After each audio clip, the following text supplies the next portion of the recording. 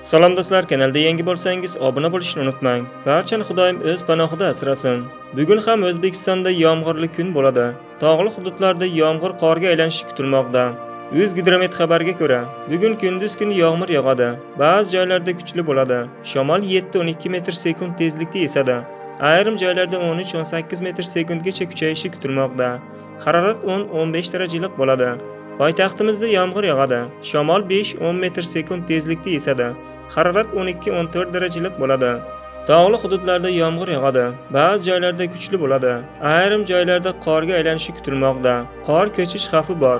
Respublikaning tog'oldi va tog'li hududlarida sel suv toshqin hodisalari yuzaga kelishi kutilmoqda. Shamol 7-12 metr sekund tezlikda esadi. Harorat 3-8 darajalik bo'ladi. O'zingiz va oilangizni asrang. Sizlarga yetkazmoqchi bo'lgan xabarlar shu edi. Salomat bo'ling. Bizni kuzatishda davom eting.